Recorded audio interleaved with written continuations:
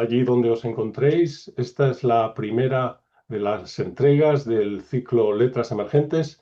Letras Emergentes es un ciclo que nació en Bruselas hace ya unos años. Esta me parece que es la quinta edición. Hemos estado desarrollando en cada una de estas ediciones un programa de presentación de autores que, como dice el título, ¿no? Son emergentes, es decir, ya no son desconocidos, pero siguen publicando en editoriales de referencia de alta calidad, digamos, del mundo hispánico. Está abierto a todos los escritores de la lengua y son los autores que, por decirlo muy condensadamente, nos parece que llevan en sí el germen de lo mejor que cabe esperar de la literatura en nuestras letras, ¿no?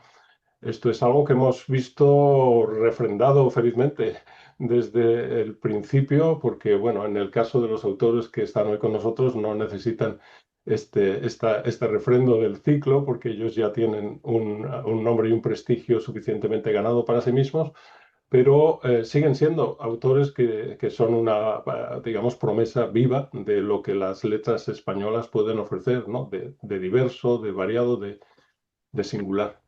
Eh, para esta tarea, desde hace varios años ya contó con el apoyo del comisario del proyecto, que es el escritor y periodista mexicano Mauricio Ruiz Cepeda, con quien primeramente en Bélgica, en Bruselas, y después aquí en Los Ángeles, hemos realizado pues unas selecciones de autores que seguían esta filosofía de convocatoria, ¿no? A todos vosotros, en este caso a Matías Candeira, a Florencia del Campo y al propio Mauricio, pues el agradecimiento de la institución, ¿no? El Instituto Cervantes se complace muchísimo en que podáis tener interés en esta forma de plantear un formato de acceso a la literatura para gente que a lo mejor los conoce, a lo mejor no. A los que conocen, pues por el gusto de oír a autores que ya han leído con placer, y al resto para descubriros. Así que, en fin, gracias muy sinceras a los tres, Florencia, Matías y Mauricio. Y bueno, pues como es normal en este ciclo, ahora retoma Mauricio para hacer una pequeña introducción del tema y de los autores y el porqué de esta sesión de hoy. Muchas gracias.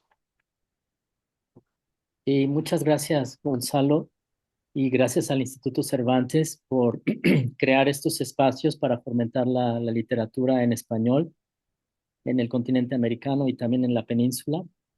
Y muchísimas gracias a Florencia y Matías, escritores que yo admiro mucho desde hace tiempo. Es un placer estar con ustedes el día de hoy, conversar y aprender más de sus trayectorias. Eh, Conversaremos por aproximadamente una hora y al final dejaremos unos minuticos por si se queda ahí una pregunta pendiente, pero en general vamos a conversar los tres por aproximadamente 55, 60 minutos. Y pues sin más, me gustaría presentar a nuestros dos invitados, nuestra invitada, nuestro invitado. Florencia del Campo nació en Buenos Aires en 1982, vive en Madrid desde el año 2013. Es editora por la Universidad de Buenos Aires, donde también se formó en la carrera de letras. Publicó las novelas La Huésped por Baltasar Editora y Base Editorial en el 2016, Madre Mía, Caballo de Troya 2017, la versión extranjera, Pretextos 2019, que fue ganadora del 50 Premio Internacional de Novela Ciudad de Barbastro, y Que tengo una casa, publicado por Candaya en 2024 y que obtuvo el premio Brutal en la categoría Mejor Novela 2025 por la cadena SER. En poesía publicó los libros Mis hijas ajenas, ganador del premio La Bolsa de Pipas de editorial Sloper, Las casas se caen en verano, publicado por Graviola en 2022, y El hombre del padre, publicado por Isla Elefante en 2024. En el año de la pandemia salió su primera novela juvenil, titulada Soy, por editorial Barrett 2020. Tiene además varios libros infantiles publicados en España. Flor imparte talleres y cursos de escritura creativa en diversas instituciones. Es un placer tenerte esta mañana, esta tarde, Flor. Bienvenida. Muchas gracias, Mauricio. Muchas gracias a Gonzalo también y al Instituto Cervantes por organizar este encuentro. Gracias. Nuestro invitado de hoy es Matías Candeira. Nació en Madrid en 1984. Es guionista de formación y escritor. Imparte talleres de creación literaria y clubes de lectura en diferentes empresas e instituciones desde hace más de 18 años. Es autor de la novela Fiebre, publicado por Candaya en 2015, y de 5 colecciones de cuentos, entre las que destacan Antes de las jirafas, publicado por Páginas de Espuma en 2011, Ya no estaremos aquí, Salto de página 2017 y Un dios con el estómago vacío, publicado por Almadía en 2024, publicado tanto en España como en México. Su libro Moebius recibió el premio Kutcha Ciudad de San Sebastián en 2018. Por sus textos de ficción breve ha obtenido algunos de los premios de relato más prestigiosos del panorama nacional en España, entre ellos el Premio Ignacio Aldecoa, el Gabriel Aresti, el Francisco Ayala y el Injuve de Narrativa. Además, ha recibido becas de diferentes instituciones en el ámbito de la literatura en castellano, como la de la Fundación Antonio Gala para Jóvenes Creadores, Fundación Han Nefkens, Fundación Banco Bilbao Vizcaya, Beca Leonardo a investigadores y creadores culturales, la Academia de España en Roma y la residencia Art My Writers en Nueva York. Vive en Madrid y tiene 2 gatas y solo escribe lo que ellas le ordenan. Bienvenido, Matías. Como sabes, eres un amigo muy querido y bienvenido a esta sesión. Gracias, Mauricio. Gracias, Gonzalo, por la invitación y por la charla, que siempre está bien. Discutir de literatura en tiempos tan saturados de contenido. Así es. Bueno, un placer realmente conversar con ustedes dos. Y pues bueno, para comenzar la charla, bueno, yo me siento muy privilegiado que Gonzalo me haya ofrecido la posibilidad de invitar a autores, autoras tan talentosas como ustedes. Y siempre me ha llamado la atención conocer qué es lo que cada escritora, cada escritor observa en su entorno, qué le despierta su sensibilidad. Entonces, para comenzar esta charla, me gustaría preguntarles a los dos, en los últimos días, en el fin de semana, la semana pasada, si en su entorno, ya sea Madrid o Honduras, encontraron alguna anécdota, alguna situación, los ingredientes de algún platillo que han comido, algo que les haya como que despertado una pequeña llama para decir, voy a ralentizar el tiempo aquí para sumergirme en esta experiencia. No sé, Matías, si quieres comenzar tú, algo que te haya despertado una particular... Pues eh, a ver, últimamente, más que en mi vida personal, me viene más por las cosas que estoy leyendo y últimamente tengo como una obsesión por Internet en un sentido amplio, pues, bueno, porque yo llevo tiempo pensando en escribir algún libro saliéndome de mi corpus fantástico y bueno, de mis textos más que lindan con lo fantástico. Entonces, últimamente pienso mucho en cómo introducir la tecnología en mis próximos textos, que no sé cuál será. Pero sí, últimamente estoy leyendo ensayos sobre Internet, em, el otro día vi que se iba a estrenar una película que se llama Backrooms, que es una película que ha surgido a raíz de una tendencia en Internet que creó un youtuber, que son los backrooms, que son como una especie de espacios liminales, y es un youtuber que empezó a hacer vídeos y se hizo muy viral con estos espacios que son muy extraños porque son espacios como que no están en ningún lugar, que tienen como superficies muy uniformes. Entonces son espacios muy inquietantes, muy extraños, que el cerebro le cuesta, digamos, categorizarlos o ponerlos, o digamos, asignarles una categoría o un concepto específico. Y últimamente pienso mucho en eso. Y también en mis gatas, que últimamente, pues, siempre- realmente sí, porque siempre estoy como intentando pensar textos nuevos y no pensarlos desde lugares donde los suelo pensar. Entonces, de ahí es donde estoy sacando bastante random la referencia y tal, y la fuente de inspiración, pero sí. Muy bien, gracias Matías. Florencia, en tu caso, bueno, ahora estás en Honduras, no sé si has llegado recién, pero ya sea en Honduras o en España, algo que recientemente te haya despertado tu sensibilidad de forma muy puntual.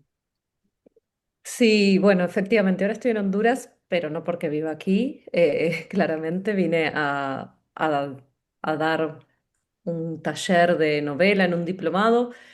Em, entonces, claro, es verdad que estoy en un sitio un poco exótico, si se quiere, em, rodeada de cosas que no son mi vida cotidiana. Em, Incluso las frutas, los árboles, las plantas. Pero fíjate que no es, o sea, no soy una autora, me parece, de inspiración en lo que me rodea.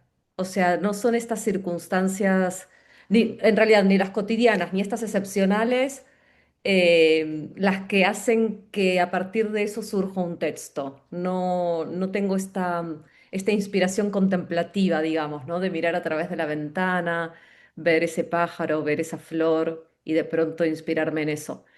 O sea, eso me inspira historias, es verdad, pero historias, anécdotas, ¿no? O sea, cuando escuchaba tu pregunta pensaba,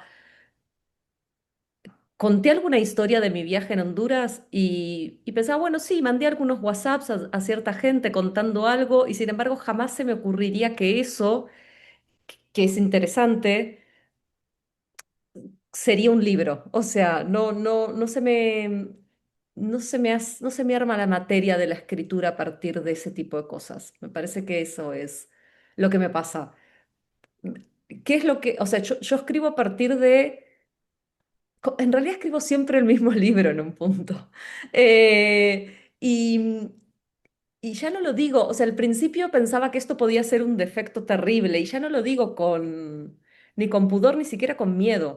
O sea, todo lo contrario, me parece una maravilla ese intento, ese fracaso e intento nuevamente de decir algo que no se alcanza a decir y que vuelves a intentarlo.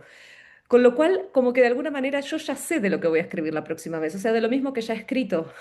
Em, pero voy a buscar otras maneras diferentes de abordar eso, ¿no? Entonces no pasa por, insisto, o sea, no pasa como por un entorno, por algo que a mi alrededor me, me inspire y me invite a la escritura. Yo ya estoy invitada a la escritura desde mucho antes, o sea, desde mucho antes de que cualquier experiencia del fin de semana pasado, cualquier otra, me interpele en la vida, que evidentemente luego veré qué cosas sumo, ¿no? Pero siento que lo que me hace escribir es algo que acarreo desde mucho antes, o sea, es algo mucho más intrínseco, mucho más existencial y ontológico, si se quiere. O sea, es una pregunta mucho más vital que luego si quiero incluir en ese relato el pájaro que justo se me cruzó ayer, quizás lo incluya, pero en realidad no me cambia nada ese pájaro, o sea, es otra cosa lo que me lleva a la escritura. Ya, te entiendo, Flor.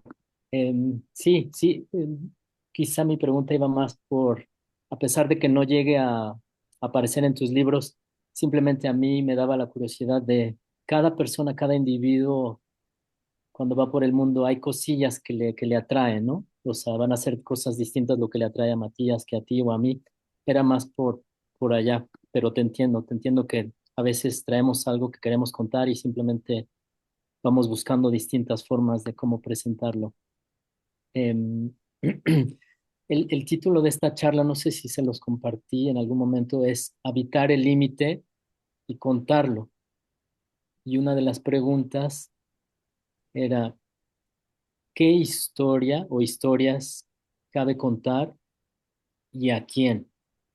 Entonces, me gustaría que empecemos con la primera parte de esa pregunta. ¿Qué historia o qué historias cabe contar? Y pues, yéndonos a algo más específicos, Matías, quería preguntarte sobre tu libro Moebius, Mm. tu colección de relatos. Estaba leyendo que una pequeña línea de la descripción de tu colección dice así: bucles profundos, círculos, puertas que dan siempre a otras puertas. Esto es Moebius, lo que nunca se termina.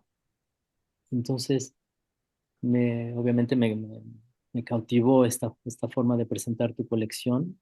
Te quería preguntar, para empezar, cómo se fraguó esta colección de relatos y las historias dentro de ella? Si nos pudieras compartir. Vale. A ver, es cierto que es un libro que escribí hace mucho, pero me acuerdo bastante bien de cómo surgió. No es un libro que fuera orgánico al principio, lo que pasa es que es cierto que yo estoy muy de acuerdo con lo que dice Florencia, aunque yo me peleo más con esas imágenes, esos símbolos, esas ideas, esas estructuras que yo repito cuando escribo inercialmente me dirijo a ellas, incluso antes de saber que estoy haciendo me gusta como lo ha dicho Florencia, ¿no? Ese fracaso repetido que uno va afinando. En el caso de Moebius, pues fue un libro que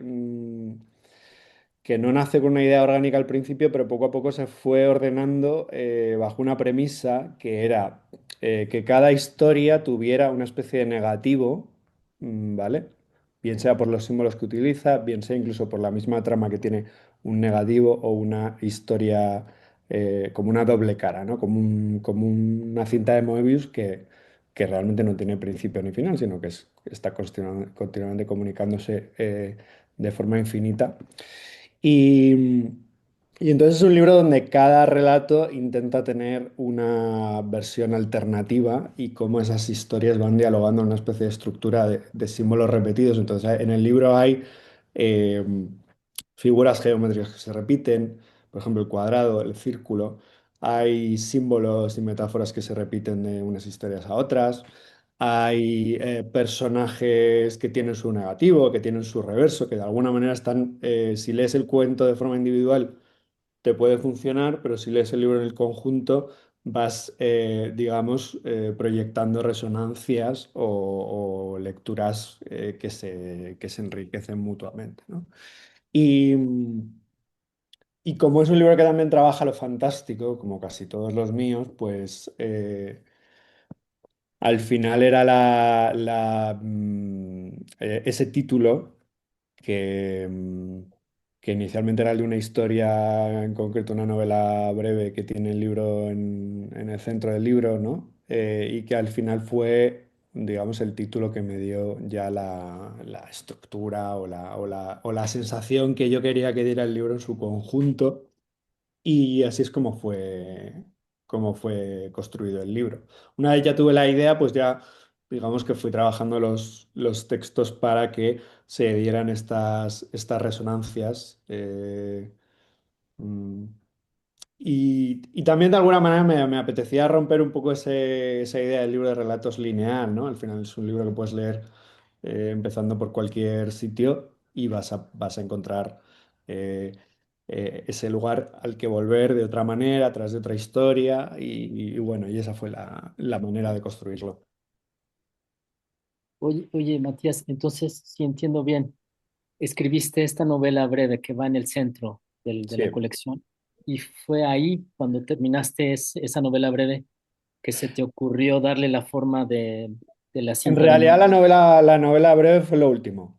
Oh, Yo estaba escribiendo los relatos y cuando ya más o menos me di cuenta de hacia dónde, a veces uno se da cuenta de hacia dónde está yendo la escritura, de lo que quiere hacer antes incluso de poder verbalizarlo, ¿no? Cuando ya tenía muy claro que era un libro donde cada historia tenía que tener su negativo o su espejo deformado, por si lo quieres llamar así, su lectura alternativa. Am, y en un momento dado, pues, de hecho estaba en una residencia de escritura, que Flor la conoce porque nos dieron la misma en años distintos, que fue la de ¿Cuál? Cités Arts, la de Ah, París. Sonreímos porque es una residencia que está muy bien. maravillosa. Eh, y en Cités Arts acabé el libro. Realmente yo había ido para escribir otra cosa ahí y mientras escribía esa otra cosa, pues se me cruzó esta, no, es una, yo diría que está entre el relato muy largo y la nouvelle. Se me cruzó esta historia central y ya pues con eso el libro estuvo, digamos, hecho, porque ya no, a partir de ahí no hubo realmente mucho más que añadir que eso. Ya. Muy bien, gracias, Matías. Flor, en tu caso me gustaría hacer la misma pregunta, enfocándonos en tu novela, la más reciente, Que tenga una casa, em, Mm. donde vi esta frase en la descripción de tu novela. La narradora de esta historia hace un recorrido por todas las casas en las que vivió, desde esa casa inaugural e inolvidable de la infancia hasta la última, casi una ruina. Y también se menciona pues la idea de mudanzas, ¿no? Que para mí la mudanza es como esas dos caras, ¿no? Tienes que seleccionar lo que en ese momento consideras esencial y muchas cosas las dejas atrás o las donas o las regalas. Entonces, en esta descripción de tu novela hay muchísimas cosas que sobresalen por su relevancia. Pues simplemente la misma pregunta que le hice a Matías Flor, si nos pudieras contar un poquitico cómo fue la génesis de esta novela. Bueno, yo lo que quería escribir sobre casas, o sea, de pronto me era ese como el tema se me aparecía de manera muy recurrente, que siempre está muy vinculado, esto que decía antes de que siempre escribo el mismo libro, en realidad era como otra excusa para volver a escribir sobre lo mismo, que es algo más allá de la casa también, que tiene que ver con la migración, supongo. Y después, bueno, con otras cosas también, que están más lejos todavía de la idea de casa. Pero bueno, por ahora pensemos en la migración. Entonces, em, yo hace muchos, bueno, hace algunos años hice un viaje por Argentina donde fui bueno, por Argentina y por España. O sea, primero fui a Soria, a un pueblo que se llama Valdeavellano de Tera, que es donde nació mi bisabuelo paterno, y luego fui al norte noreste de Argentina, donde nació mi papá, en la provincia de Chaco, y luego se crió en esa zona. Entonces, quería rastrear, hice esos viajes para rastrear las casas que habitaron ellos. Y con ese material nunca había hecho nada, entonces lo que me propuse, a veces el material que uno tiene decanta tarde, ¿no? O decanta un tiempo después. Y de pronto dije, bueno, voy a escribir un libro de cuentos, que es un género con el que siempre coqueteo y que siempre pienso que quiero indagar en él y al final no he publicado, como se vio en mi biografía, no he publicado una sola colección de relatos hasta el momento. Y esta vez dije, bueno, voy a escribir es un libro de relatos sobre las casas, ¿no? Donde, digamos, donde un poco el elemento en común que una todos esos relatos sea la casa. Y bueno, hablaré de la de mi bisabuelo, de la de mi padre, seguramente de la mía de la infancia, no sé qué. Y en otra residencia de escritura, que quizás Matías estuvo, porque estuvo en muchas, siempre le decimos lo mismo, hacemos siempre este chiste, tiene la fama del escritor que estuvo en todas.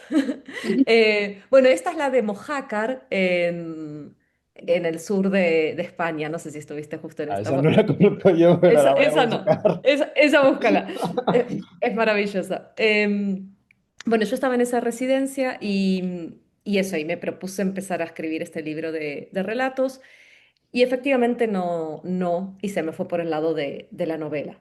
Y es lo que cuento en la propia novela, digamos, la propia novela que tenga una casa comienza haciendo estas referencias. Es una novela muy metaliteraria en ese sentido, ¿no? O sea, comienzo diciendo que quería escribir este libro de cuentos, fracaso en ese proyecto, estoy en una residencia de escritura, bueno, escribiré esto otro que es lo que puedo escribir. Pum, y viene el texto, digamos, ¿no?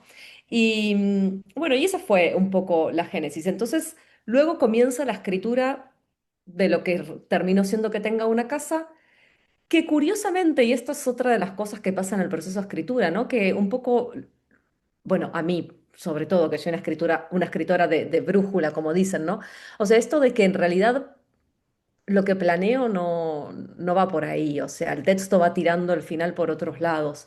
Y Y la casa de mi bisabuelo y de mi padre, bueno, la de mi padre ni aparece. O sea, la de mi bisabuelo sí es verdad que es una excusa literaria que organiza un poco incluso la estructura del texto, em, pero acabó escribiendo y hablando muchísimo más de la casa de mi infancia y de la casa donde vivo ahora, ¿no? En la Sierra de Madrid. Y en un punto, en un libro donde me había propuesto hablar de mi padre o hablar del padre, ¿no? Después de haber publicado Madre Mía algunos años atrás con Caballo de Troya y demás, dije, bueno, ahora viene el libro del padre, termino hablando muchísimo más de la madre también. O sea que, em, digo, está el padre también, está esa casa del bisabuelo, pero es un libro que acaba hablando muchísimo sobre la casa de la infancia, y la casa de la infancia para mí es la madre. Es que casa de la infancia igual madre. Esa es la ecuación por mi historia personal, ¿no? No digo que es una ecuación universal. Bueno, entonces ahí así queda que tenga una casa, ¿no? Sí. Y también me acuerdo, Flor, que en Iowa me mostraste este libro tan bello que hiciste fotos de distintas partes de una casa, ¿recuerdas? No era que tenga una casa, no, no recuerdo, no me No, acordaba. era uno muy delgado que lo podías ver de dos formas, ¿no? Que Pero un tenía libro fotos. ¿de mi autoría o de otro No, autor? era Ah, tuyo, vale. que me acerqué y te dije, oye, qué interesante estas fotos que has hecho de distintas partes de esta casa. Ah, sí, sí, sí, sí. Es el poemario Las casas se caen en verano. Ese. Sí, O sea, sí. creo que tienes ese interés por los espacios donde uno habita, ¿no? No, totalmente. Bueno, claro, y efectivamente, a ver, lo que yo escribo en Las casas se caen en verano, que lo escribo en forma de poesía, es el primer asomo que hago a lo que evidentemente luego no agoté en ese libro, como ya dije, repetiré en un futuro y repito también en algún punto en que tenga una casa, que es... em, además de todo lo que dije sobre que tengo una casa, también es, y lo que ya era Las casas se caen en verano, una reflexión sobre la idea de casa. O sea, ¿qué es una casa? Para mí es como una pregunta muy grande, que sigo sin responder, ¿no? O sea, tras dos libros sigo sin responder y seguiré indagando. Em, y, y para mí esa pregunta guarda muchas cuestiones, pero entre ellas también la cuestión material de la casa. Y por eso me gustó tanto hacer ese proyecto con Graviola, el libro de las casas se caen en verano, porque nos permitió incorporar fotografías. Ellos siempre hacen libros donde juntan la literatura con alguna otra disciplina. Bueno, en mi caso decidimos que con fotografía y con plástica, porque yo estaba haciendo unas esculturas plásticas referidas a la casa.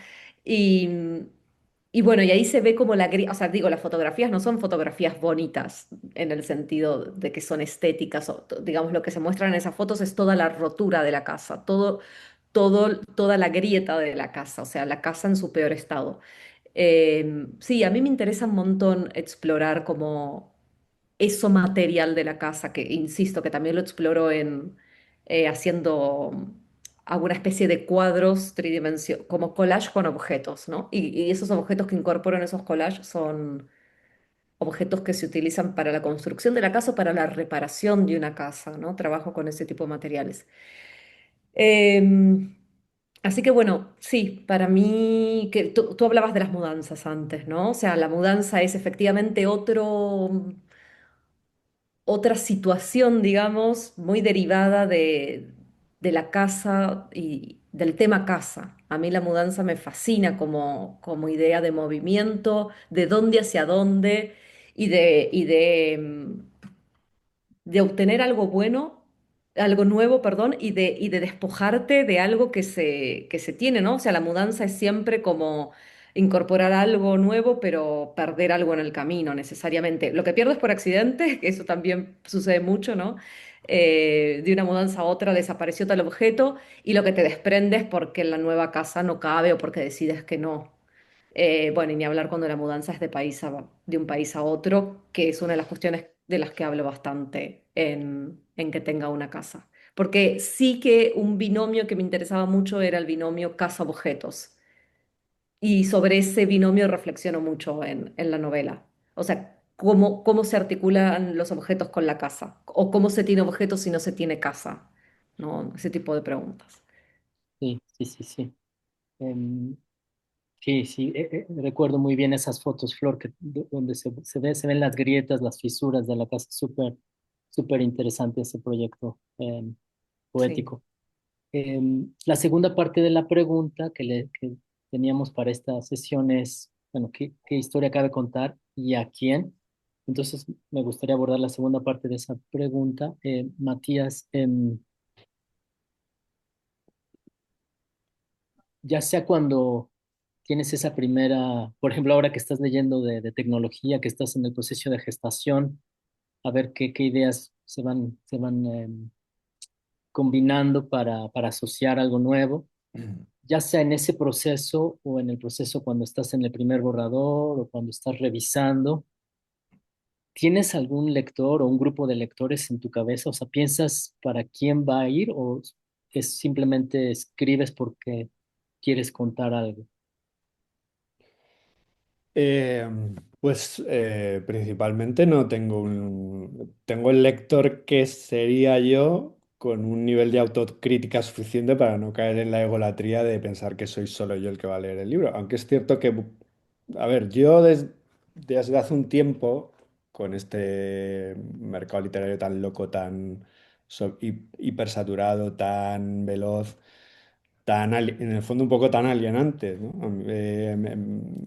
Cada vez me parece más importante para mi proceso de trabajo y de preservación de la imaginación y de proceso de escritura, limitar mucho esta idea de escribo para otros, porque esos otros no sé cuáles son y además probablemente lo que a mí me interesa a lo mejor no tiene ningún encaje en la lógica del mercado y entonces pensar en en unos otros lectores de esto les va a gustar a los lectores, a mí no me sirve mucho porque yo creo que es mucho más importante que el libro, ir descubriendo en el libro lo que uno quería decir, o sea, en este caso lo que yo quiero decir y sorprenderme, que tiene mucho que ver también con que de libro a libro yo descubra algo, aunque luego descubra que he vuelto, como dices, que estoy muy de acuerdo con esto que ha dicho Florencia, aunque yo descubra que he vuelto a decir lo mismo de otra manera, o que los temas se repiten, o que hay una cierta recurrencia de ideas, que significa que a mí me sigue interesando esa materia de pensamiento, de imaginación, y entonces pues de alguna manera tengo que seguir indagando por ahí. Eh, pero sí que me parece importante más que dirigirse a un lector, que se den ciertos procesos o ciertos descubrimientos, y que por lo menos de libro a libro yo sienta que he descubierto algún espacio nuevo desde el que escribir, desde el que pensar. eh, y en ese sentido, pues eso es lo que, ese es sol- yo busco un lector que en el fondo soy yo, que se pueda sorprender, aunque luego encuentre su identidad y su marca y su impronta, ¿no? En el texto escondido o más visible, pero de alguna manera esa es a donde apunta o a donde intento que apunte la escritura. Sí. Y Matías, para los escritores, escritoras que vean esta charla, ¿nos podrías compartir algún par de técnicas que tú utilices para sorprenderte? Porque creo que muchas veces tenemos ya ciertos patrones neurológicos y vamos hacia esos caminos. Y entonces, ¿qué herramientas usas tú para tratar de sorprenderte a ti mismo? Qué difícil.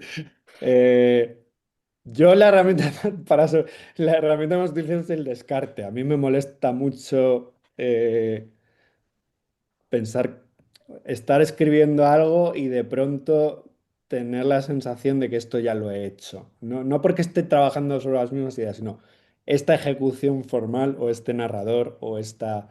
Bueno, con el narrador pasa menos porque al final eh, uno suele, digamos, manejar o tender a cierto tipo de narradores. Pero sí que mi manera de buscar el descubrimiento es el descarte. Es decir, si yo tengo esa sensación de que esto ya lo he hecho, intento cambiar la estructura o intento escribir otra cosa completamente distinta. Eh, de hecho, por ejemplo, a mí cada vez me cuesta más escribir porque desde hace un tiempo estoy intentando hacer un libro que no haya hecho antes y además me está viniendo esa incomodidad que les pasa a muchos escritores hasta cierto punto, que de pronto la narrativa tradicional o la ficción se les queda, hay algo que no están encontrando ahí, que me pasa. Pues yo desde hace tiempo estoy intentando pensar los próximos libros, que sean textos híbridos o que sean textos que no tengan un género tan definido, eh, que por supuesto no estén tan centrados en el relato breve, que al final es lo que yo más he escrito a lo largo de mi carrera, por así decirlo, salvo una novela que tengo. El resto ha sido trabajar el relato, ¿no? Em, Así que bueno, eso es, digamos, Yo, si detecto que hay una repetición que me incomoda en cuanto a... Porque yo que soy una persona neurótica, a veces tiendo a repetir las mismas estructuras con los mismos narradores, con el mismo punto de vista. Aunque digamos, el escenario del relato o la idea sean diferentes, sí que se repiten por mis neurosis. Sí que se repiten ciertas cosas y desde hace un tiempo yo intento o por lo menos que esas cosas que yo identifico muy fácilmente como mías, ah, se enmascaren o aparezcan de otra manera. Vale, vale. Flor, misma pregunta, si en algún momento de cuando se está gestando la idea, redactando borrador, revisando, ¿tienes algún lector, grupo de lectores en mente? ¿Escribes para alguien o No sé, o sea, sí, escribo para alguien, claramente. Quiero decir, yo escribo, digamos, a esta altura de mi recorrido, me parece que no puedo decir que no escribo para publicar. O sea, sería como una mentira o sería hipócrita. O sea, realmente yo escribo con la dirección de la publicación. Por supuesto, no estoy contratada por ningún editorial y no escribo por encargo, o sea, voy a ciegas a eso, o sea, no sé quién me va a publicar. Pero sé que el libro lo escribo porque quiero publicarlo. O sea, no escribo para guardarlo en un cajón, no escribo para mí. O sea, no es no es esa el propósito de mi escritura, no es ese. Con lo cual escribo para un público. ¿Quién es ese público? No sé, o sea, no es que visualizo a un nicho en concreto, pero también es cierto que con la experiencia de las publicaciones que he tenido hasta el momento, eh, y las experiencias de encuentros con lectores, por ejemplo, en clubes de lectura, en presentaciones de libros, en cualquiera de esas instancias, bueno, más o menos también me imagino qué clase de público es, o la gente que me escribe, alguien que no conozco y me escribe en Instagram diciéndome, leí tal novela tuya, me encantó por esto y lo otro. Y veo esos perfiles, o sea, entiendo más o menos qué clase, o sea, entiendo por qué, madre mía, la leyeron más mujeres que hombres, pero no es que yo escribí para las mujeres. Pero luego digo, tengo unos feedbacks que me van dando una serie de nociones de quién está del otro lado. Y desde luego, o sea, yo cuando estoy escribiendo, s- no estoy pensando, insisto, en un nicho en concreto, pero estoy pensando en que del otro lado tiene que haber alguien al final. O sea, que quiero que haya alguien y que lo voy a buscar. O sea, ahora terminé de escribir un libro que me está costando muchísimo publicar porque no está encontrando casa editorial, porque es un libro muy raro, muy híbrido. Como decía Matías, me parece que es verdad, nuestra generación está explorando un montón esa hibridez. Yo ya lo hice con que tenga una casa, considero, y así también fue leído en la mayoría de las veces. Em, bueno, pero este es mucho menos narrativo. O sea, no es la hibridez de que tenga una casa, es un libro de no ficción pero que no es un ensayo, pero que no es, bueno, es una, una mezcla de diarios con pensamientos, con esto, con lo otro. Y realmente no está fácil la publicación de ese libro. Y sin embargo, yo estoy segura de que ese libro se tiene que... O sea, yo creo en ese proyecto, yo creo en ese libro y yo creo que hay un lector del otro lado, que todavía no lo conocí porque el libro todavía no se publicó y todavía no pude tener esas experiencias que comentaba antes. Pero sé que hay. Entonces, bueno, como participo de la industria editorial a la cual Matías se refirió de manera muy sensata, bueno, lidiaré primero con esta etapa, ¿no? De encontrar en esa industria el sitio que lo acoja y que apueste por ese proyecto, que entiendo que es una apuesta, entre otras, económica, ¿no? Y que la parte económica es la que entiendo que les da miedo muchas veces. Yo entiendo todas las circunstancias, trabajé de editora muchísimos años en Buenos Aires, o sea, me sé el otro lado del mostrador, no reniego de eso. Pero desde mi posición de escritora digo, yo voy a seguir intentando la publicación de ese libro y sé que la conseguiré de una u otra manera, y ya sea de este lado del charco o del otro. Bueno, ahora estoy en Honduras, así que cuando digo de este o del otro puede ser. Pero efectivamente, el juego es muy grande, o sea, no, tampoco me parece que todo se encierre para España o demás. Em, pero bueno, eso, creo que sí, que se termina encontrando un público. Pero me parece que, no, que la instancia de la publicación es importante, o sea, no podemos como ignorar este papel del Ah, sí, intermediario yo, y de claro, la industria. sí, yo en ese sentido estoy de acuerdo con Florencia, que no lo he dicho. Yo escribo para publicar, yo no escribo para dejar mis textos en un cajón. Yo creo que quiero que mis textos se lean, se discutan en lo posible y que incluso generen su propio espacio de interpretación y de discusión. Pero vamos, sí, que estoy de acuerdo con Florencia. Lo de escribir para... Entiendo que se pueda, que alguna gente pueda decir escribir para uno mismo, pero me parece un poco estéril que tú no puedas dejar ahí unos libros o una obra que luego pueda dialogar con el mundo, porque creo que se pierde una parte que yo no me quiero perder, vaya.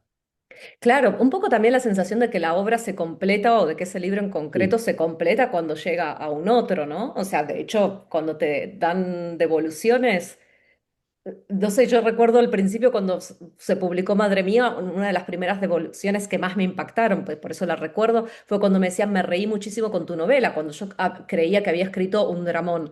Y no, y luego entendí la comedia que tiene y la veo también de otra manera, pero fue gracias a esas devoluciones, gracias a ese público, o sea que al final el público te enseña también qué es lo que escribiste. Y eso me parece fascinante, a mí me encanta. No, yo no sé si hay gente que escribe para no publicar, pero sí escuché alguna vez este discurso de, bueno, si no se publica no me importa. Bueno, cada quien, a mí me importa y muchísimo. O sea, a mí me produce una angustia terrible y además pelearé para que sí se publique, porque además son muchas horas de trabajo, años probablemente, y no lo hice por amor a una no sé, a una terapia o por... No, no, lo hice por, bueno, por confiar en la literatura. Y confiar en la literatura para mí implica también confiar en los demás actores, ¿no? Que tienen que reaccionar ante la escritura. Pues bueno, creo que es justamente el momento adecuado para que el público pueda conocer directamente sus voces y su trabajo. Entonces me gustaría invitar a Matías para que nos leas un fragmento de tu relato, Que el cielo quede despejado. Lo voy a compartir en pantalla para aquellos que... Gonzalo, ¿me podrías permitir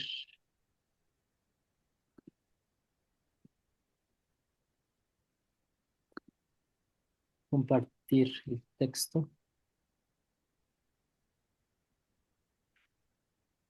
Ah, o si tú lo quieres compartir, también, como sea más fácil, Gonzalo. Eh, Hazlo tú mismo, por favor. Sí, sí, claro.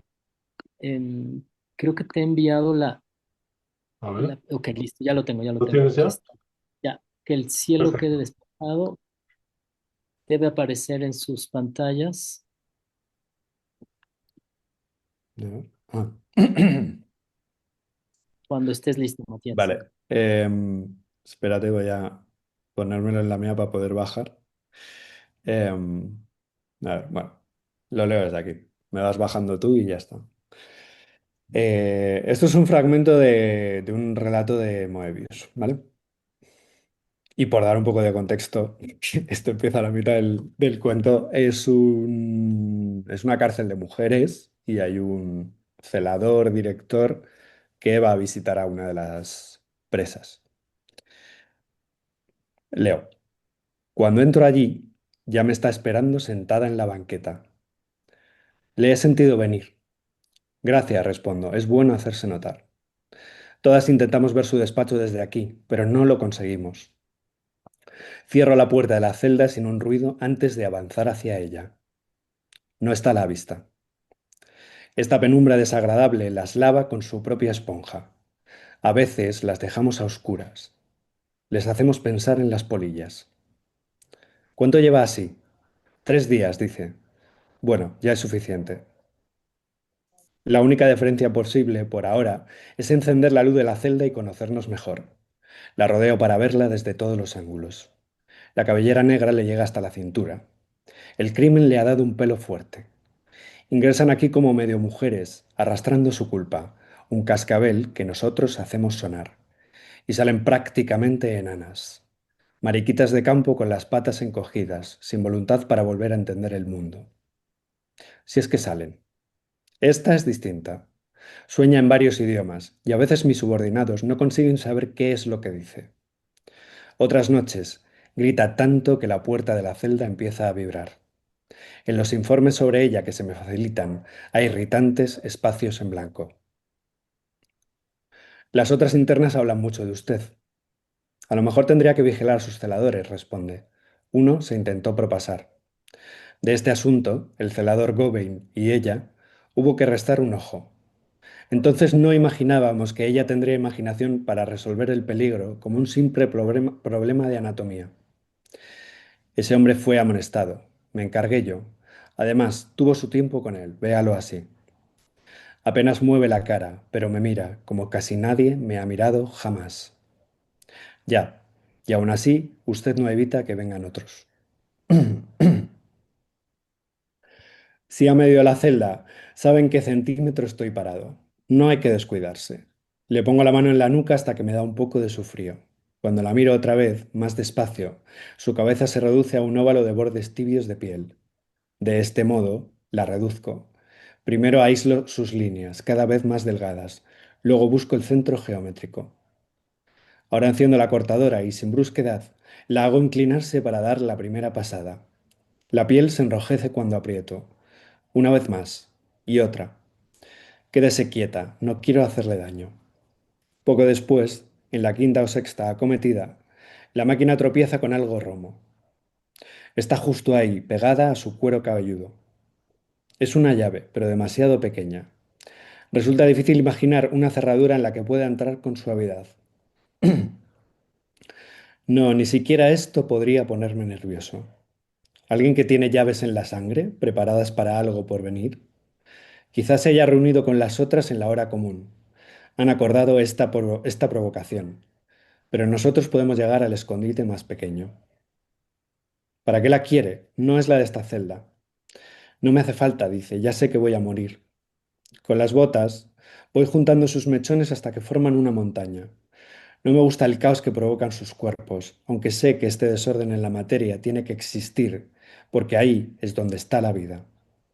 Entonces, digo, ella mueve la cabeza y la luz de la bombilla del techo le arranca destellos de vidrio a la llave, como si reflejara un mar lejano. Algo abrirá. Y si no abre nada, seguiré muriendo y yendo a otros sitios. Algo abrirá. ¿Pero qué? Hay burbujas en mi propia voz. Enseguida me calmo. Es cuestión de tiempo, dice. Me aparto de ella. Habla conmigo como si regara un jardín. Me conformaría con que abriera un cajón. Es más hermoso de esa forma. Un cajón de allí, fisgar un poco. Debo terminar lo antes posible con su cráneo. Resta abrir la bolsa de tela, coger todo su pelo del suelo y sacarlo de aquí. Escogeré un mechón. No levante la cabeza hasta que me haya ido. Al bajar las escaleras me detengo en la semioscuridad. La claraboya del techo me recuerda a un ojo, pero desde luego no nos mira a nosotros, los encargados de que las bombillas emitan luz o cesen en su insistencia. Un hilo de viento muy frío me toca la espalda, se retuerce ahí, me corta. Hasta puedo sentir cómo me ha hecho una muesca. Georg ha tenido que dejarse una ventana abierta en alguna parte. Nevará dentro de poco. Pondremos la mano sobre la estufa, silenciosamente, y después nos la oleremos. Las presas más débiles, sentadas en la baqueta de su celda, soplarán un vaho fresco y reblandecido del mismo color de su piel. Y con ese soplido intentarán hacer una forma, el pelo de sus hijas, un hocico de perro. No se sabe qué arte o qué destello ardiente puede salir de la boca de alguien en su situación. Gracias, Matías. A vosotros. Pues nos, nos has dejado con el deseo de leer, de leer todo el relato y toda la colección. Pues tendría, tengo muchas observaciones de pasajes que me han cautivado. Em, el primero que me cautivó fue el de el, el, el del como el hay una línea muy pequeña que es que la prisión le ha endurecido el pelo. Ah, sí. Espérate. Por acá estaba, ¿no? Eh, el crimen le ha dado un pelo fuerte, ¿no? Sí, esa línea breve, pero es mágica. ¿Cómo se te ha ocurrido? Y la otra es también, obviamente, la de la llave pequeñita. ¿Cómo se te ocurrió esa idea de la llave tan pequeña? Bueno, a ver, en realidad es un relato fantástico, obviamente, porque ni siquiera se supone que es una prisión y hay referencias a nombres, a Múnich, pero bueno, como casi todo el libro, los espacios de Moebius son espacios un poco pesadillescos y con un componente fantástico, entonces es una prisión, pero en realidad también es un no lugar, ¿no? Hay referencias muy claras lo que pasa es que esta historia surgió o se fue armando en torno a la idea de un... A mí en el relato me parece siempre importante eh, condensar muy bien la idea, aunque luego la transmitas de forma oblicua o más subterránea, pero bueno, que yo sepa desde dónde voy a organizar todo lo que va pasando, ¿no? Entonces, en realidad este es un texto de esta cárcel de mujeres donde el narrador, que es el director o el celador jefe, eh, es, y es un personaje muy ambiguo, es un personaje que está construido como alguien al que le molesta el desorden y que no puede tolerar, pues no puede tolerar líneas que no, entre comillas, ¿no? No le hace gracia y le descuadra y su universo queda, digamos, quebrado por la falta de orden. Y esta mujer representa la falta de orden en la medida en que ninguno de los celadores ni él mismo pueden controlarla o pueden más bien, más que controlarla, pueden doblegarla. Incluso cuando ya parece que este personaje ha conseguido doblegarla con este elemento, ¿no? De cortarles el pelo y despojarles de alguna manera simbólicamente de su fuerza, eh, el personaje de ella se las arregla para recolocar las posiciones morales y recolocar la autoridad.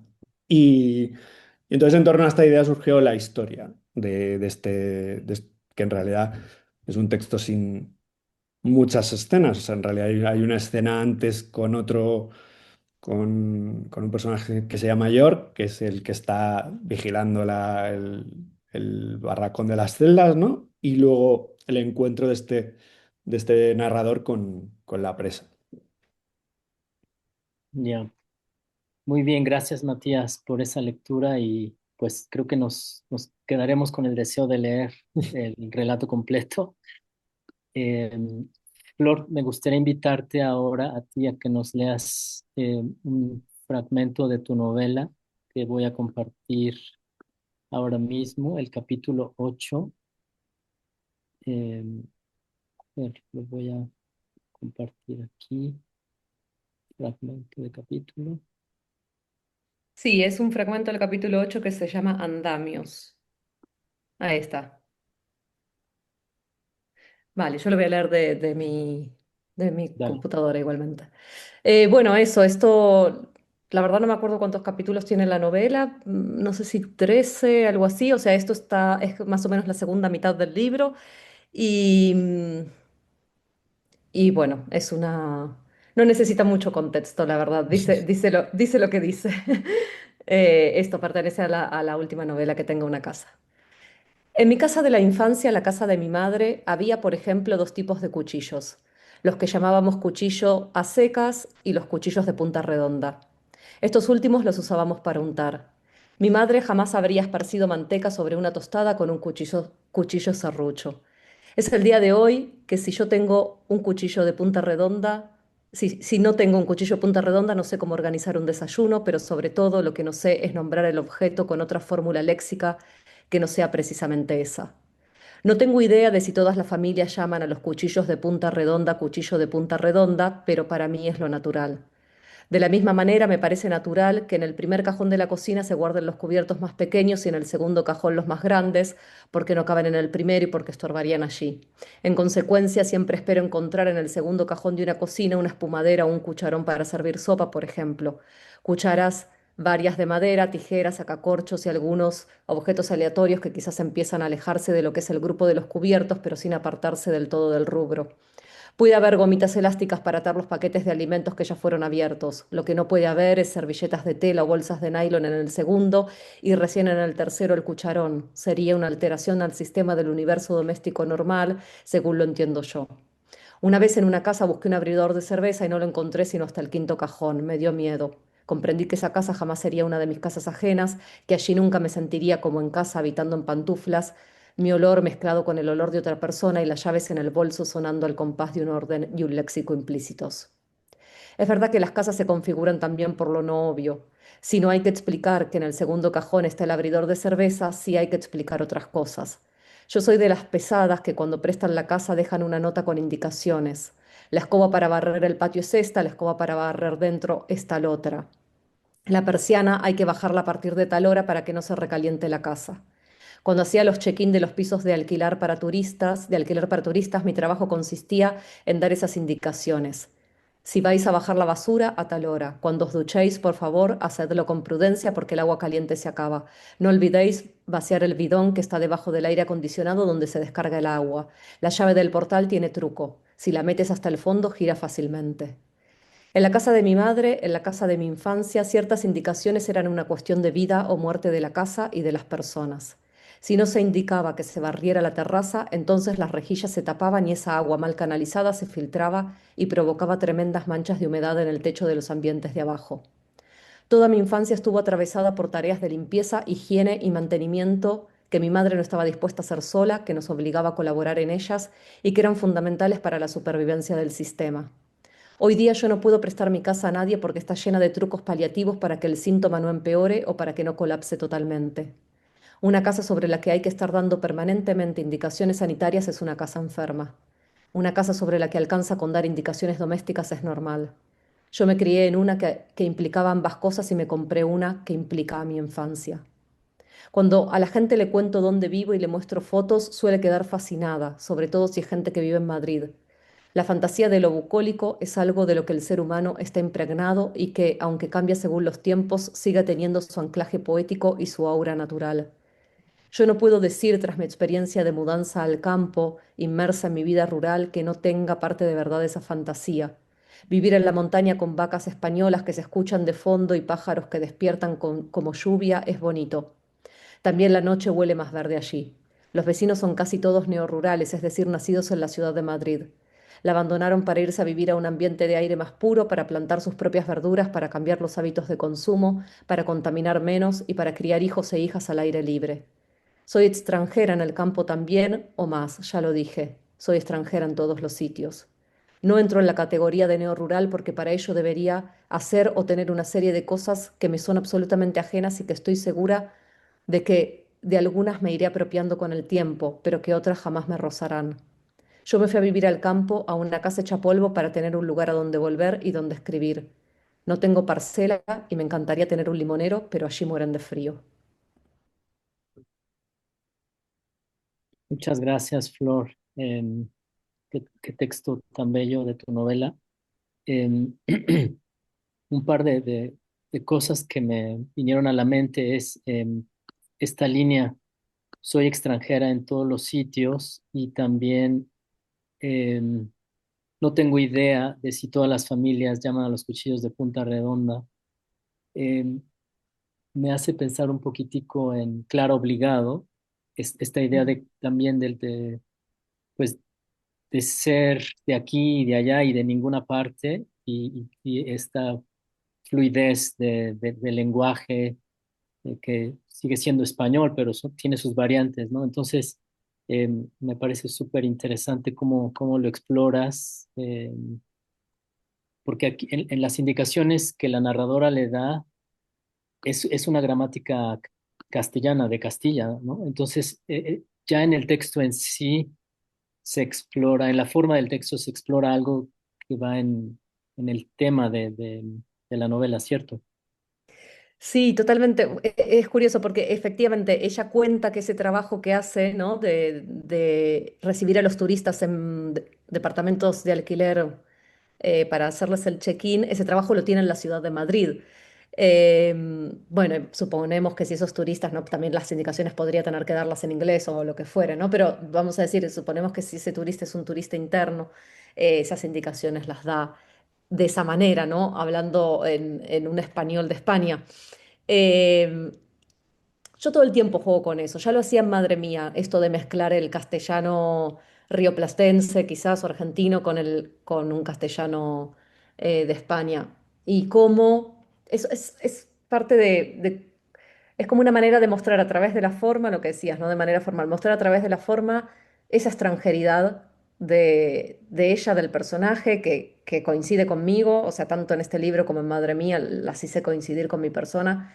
Em, y también un poco como la máscara que nos ponemos, ¿no? O sea, quiero decir, para mí conjugar en vosotros no es la cosa más natural del mundo, pero lo hago, ¿no? O sea, y me pongo esa máscara y participo de ese teatro en ese momento que hay que participar de ese teatro. Y de a ratos me sale natural. Em, entonces, me parece interesante también cómo todo el tiempo nos estamos enmascarando. Digo, también es ponerme una máscara a esta altura, a veces es ponerme una máscara para decir ciertas cosas muy argentinas que ya me suenan extrañas o lo que sea, ¿no? Bueno, ese es el gran tema también que al principio de la charla decía, en un punto de eso, de esa extranjeridad y de esa pertenencia, ¿no? A la que se refiere la anécdota de los cuchillos, es la que me cuestiono todo el tiempo.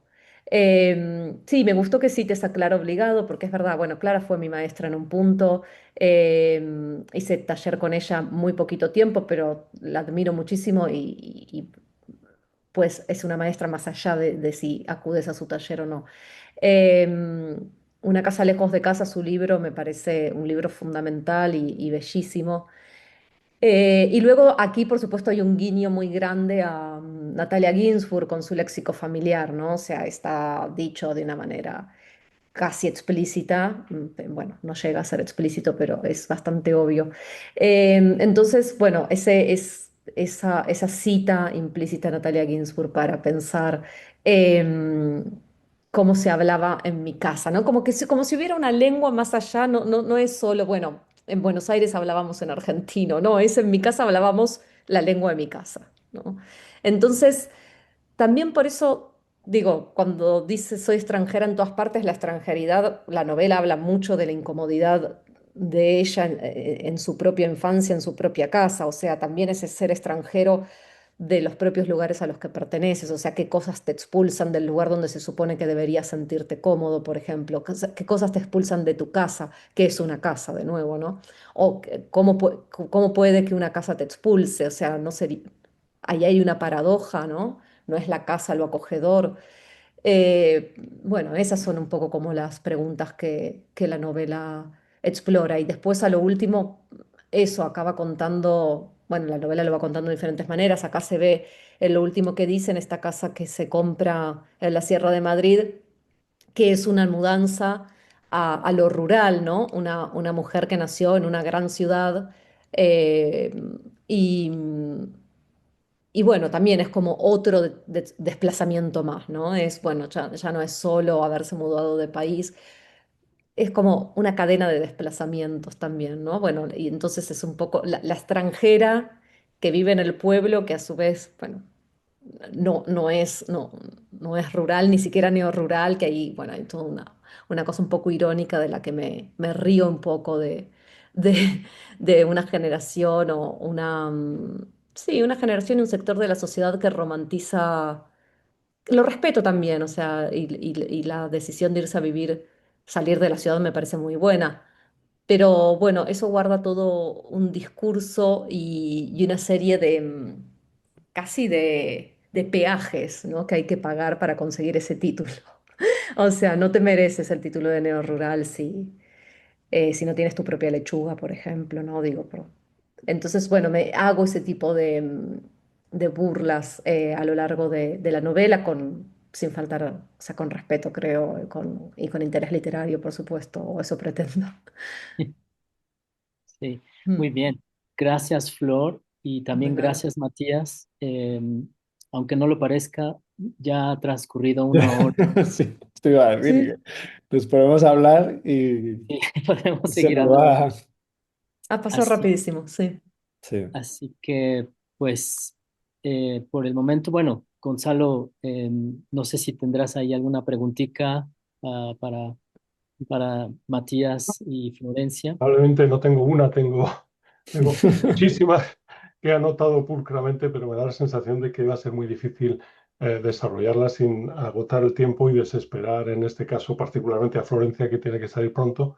De todas maneras, no dejo de deciros que hay algunas líneas de lo que habéis ido dibujando que me han resultado interesantes por mi propia, digamos, digamos, amor a las preguntas que tienen que ver con el sentido de lo literario y por digamos, cómo se produce esa cosa específica de que una forma de vivir se convierta en una forma de escribir, una forma de dar un sentido específico a algo que ha nacido como una experiencia de la conciencia ingenua, digamos, ¿no?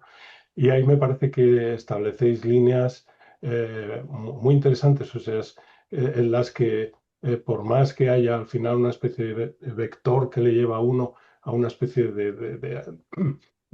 pues, alienación en la figura de un lector, digamos, pero es algo que desafía esa misma lógica, digamos, y que en realidad casi lo que propone es un lector, más que obedecer al lector que uno ya imagina que va a ser el deseado por las editoriales, ¿no?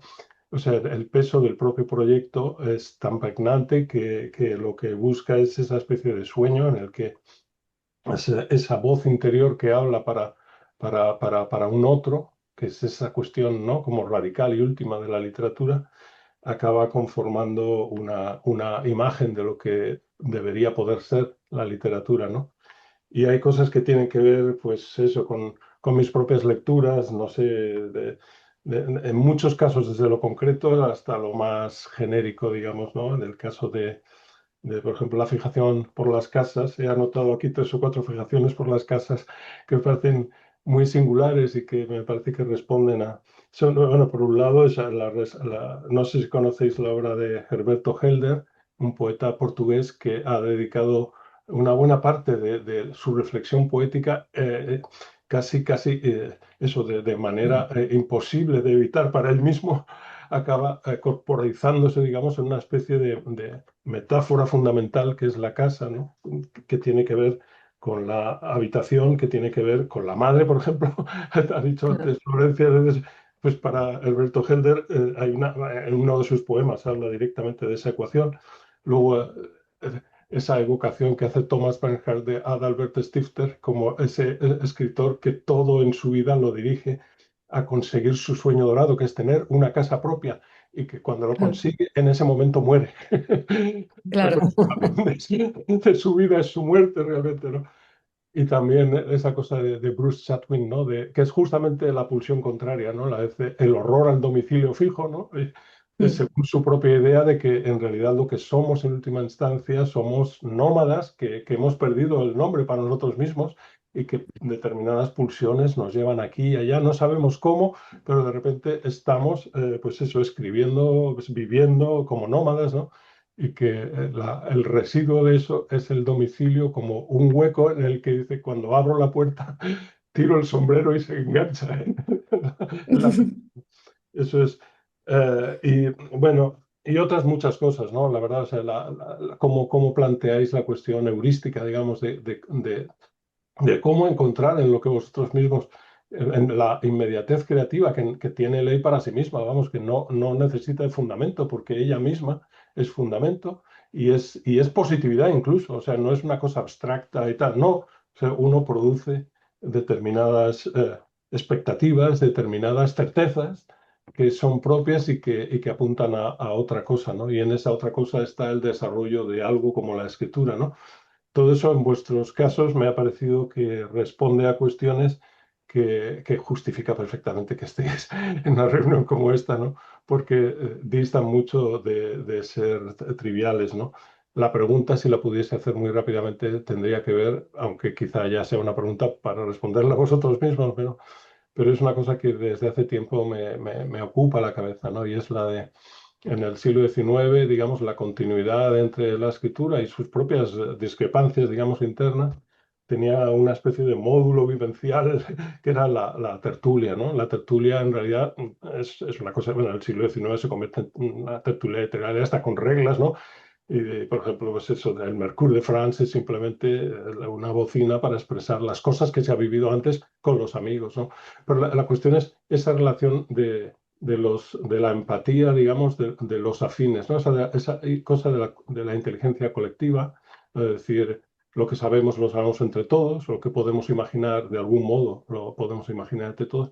Ese factor me da la sensación de que en ocasiones en nuestra contemporaneidad más absoluta, digamos, está algo interrumpido porque la misma vida social, digamos, ha interrumpido el sentido de la interacción más, parece como si fuese una especie como de relación bizantina de unos con otros, ¿no? Cuando, digamos, la interacción en la que, pues eso vivimos y nuestras expectativas pueden reflejar las de otros o las nuestras, al revés, y uno puede ser referencia para terceros y todo eso, está de algún modo segmentado, ¿no? Y que eso de algún modo también tiene que ver con la concepción de la relación con el público, ¿no? O sea, pero como veis, son asuntos como para tratar. Eso Otra es, charla. yo que también vivo en la Sierra de Madrid, os invito Ah, qué bueno. en alguna ocasión. En cualquier caso, os agradezco mucho.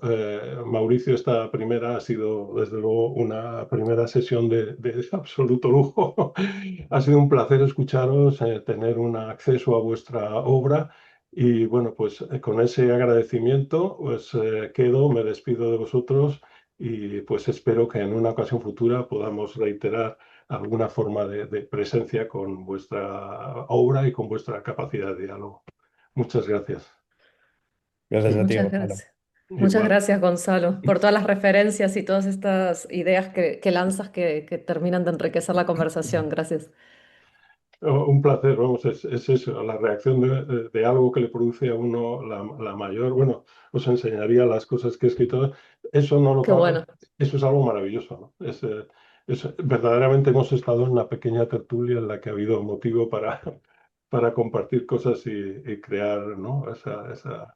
Esa especie de sentido de que hay tantas cosas de que indagar, ¿no? En fin, pues Qué por mi bueno. parte, gracias a todos, gracias Mauricio, y quizás si quieres decir algo sobre la próxima sesión, que es la que sigue en la línea, pues Sí, sí.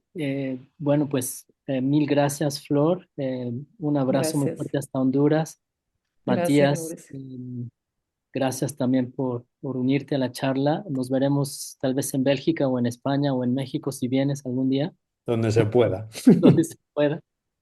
Y brevemente, bueno, solo tendremos una charla el miércoles, este miércoles pasado mañana, con una escritora nicaragüense, Fátima Villalta, y una escritora mexicana, Lorea Canales. El tema es finitud y pues cordialmente invitados, invitadas, eh, será un placer.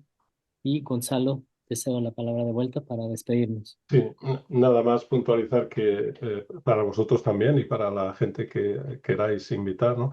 Que esto subirá dentro de poco a YouTube, así que ahí podréis tener este material para compartirlo con amigos o lo que sea.